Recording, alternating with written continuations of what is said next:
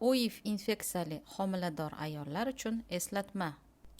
OIV infeksiyasi bo'lgan fertil yoshidagi ayollar uchun homiladorlikka tayyorgarlik bir nechta muhim bosqichlarni o'z ichiga oladi. Bu ayolning va tug'ilajak bolaning sog'lig'ini saqlash, virusni bolaga yuqish xavfini kamaytiradi. Reproduktiv salomatlikni baholashda quyidagilarga e'tibor berish zarur. Homiladorlikgacha va uning davomida antiretrovirus terapiyasiga amal qilish, o'z vaqtida ovqatlanish, vitamin va minerallar, foliy kislotasi qabul qilish, kamqonlik, vitamin D va kalsiy yetishmovchiligini bartaraf etish bo'yicha vrach maslahatini olish. OIV infeksiyasining bolaga yuqish xavfini kamaytirish uchun profilaktik choralar ko'rish muhim hisoblanadi.